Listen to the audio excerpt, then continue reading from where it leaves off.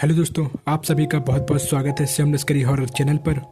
और आज मैं लेकर आ गया हूँ आप लोगों के लिए न्यू ईयर की एक ऐसी भूतिया कहानी जिसे सुनकर आप लोग बहुत ज़्यादा डर जाएंगे। आप सोच में पड़ जाएंगे कि न्यू ईयर में हमें कहीं जाना चाहिए या नहीं। आप लोग 10 बार सोचेंगे। दोस्तों, सबसे पहले तो आप सभी लोगों को नए साल की बहुत बहुत बधाई।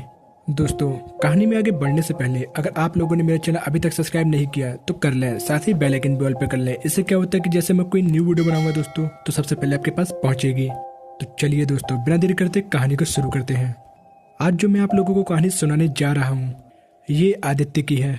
आदित्य की उम्र 32 साल की है और जो घटना इसके साथ हुई थी वो सन 2020 में हुई थी। आदित्य उड़ीसा शहर के रहने वाला है। आदित्य की शादी को 3 साल पूरे हो चुके थे, लेकिन वो अभी भी अपनी बाइक के साथ कहीं भी घूमने नहीं गया था। इस बार उन्होंने डिसाइड किया कि इस न्यू ईयर को हम लोग कहीं घूमने के लिए कहीं अच्छी जगह जाएंगे। आदित्य की बाइक को पहाड़ों का बहुत शौक था, इसलिए उसके कहने पर दोनों ने शिमला जाने का प्लान बनाया। उन्होंने शिमला जाकर बहुत ज़्यादा मस्ती की, हर फेमस जगह घूमे और साथ में बहुत सारा टाइम भी स्पेंड किया।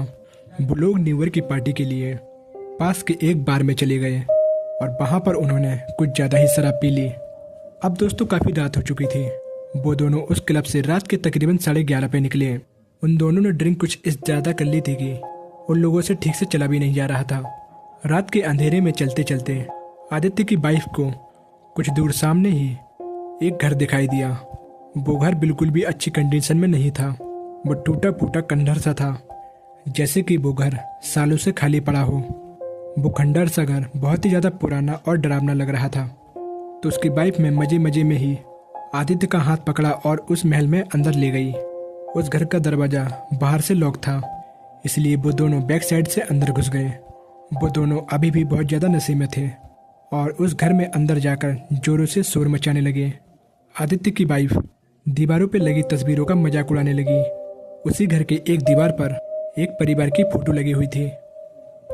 उस फोटो को देखकर ऐसा लग रहा था कि जैसे कि वो मानो जिंदा हो। उसमें वो खड़े लोग बाहर आ जाएंगे। उसी घर में एक सोफा पड़ा हुआ था जिसमें खून ही खून लगा हुआ था।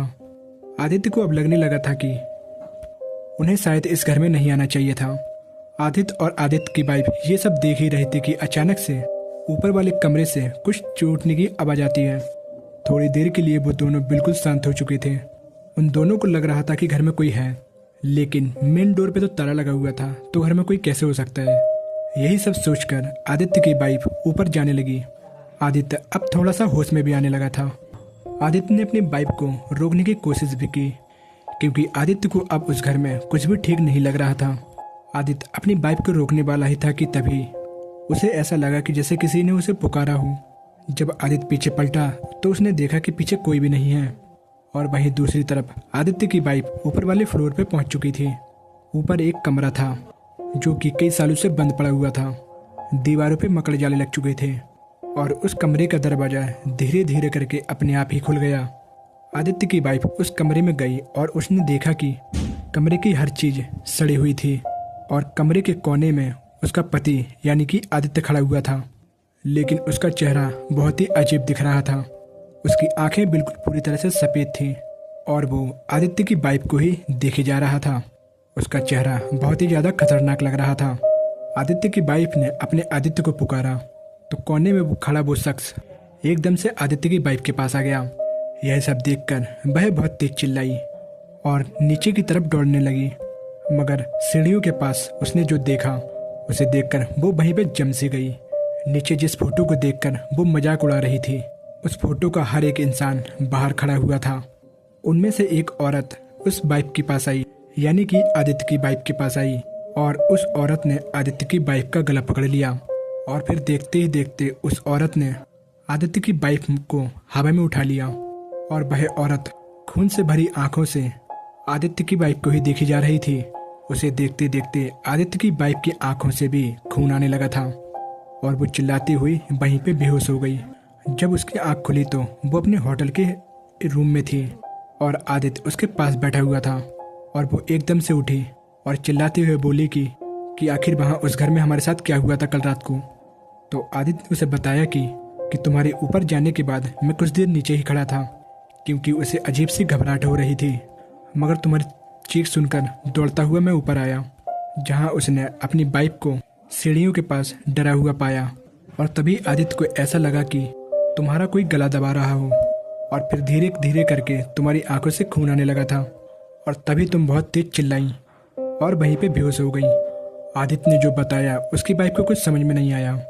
उसकी वाइफ को कभी पता नहीं चल पाया कि उसके साथ आखिर हुआ क्या था, लेकिन इस घटना के बारे में आदित्य को सब पता था। आदित्य आज भी ये घटना सोचता है तो बहुत ज़्यादा डर जाता है।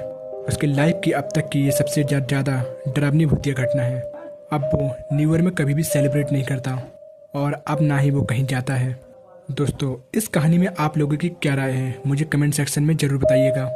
तो दोस्तों, बस आज का वीडियो यहीं समाप्त होता है। आशा करता हूँ आपको ये मेरी वीडियो पसंद आई होगी, और अगर पसंद आई हो तो वीडियो को एक लाइक कर दीजिएगा और साथ ही चैनल को सब्सक्राइब कर दीजिएगा। इससे क्या होता है कि जैसे मैं कोई न्यू वीडियो बनाऊंगा दोस्तों, तो सबसे पहले आपके पास पहुंचेगी। और अगर दोस्तों ऐसे ही कहानी आप लोगों के पास भी है तो आप लोग मुझे शेयर भी कर सकते हैं मेरे इंस्टाग्राम ID पर। मेरी इंस्टाग्राम ID है शिवम लश्करी। तो चलिए दोस्तों, मिलते हैं आपको इसी अगली वीडियो में। तब तक के लिए बाय।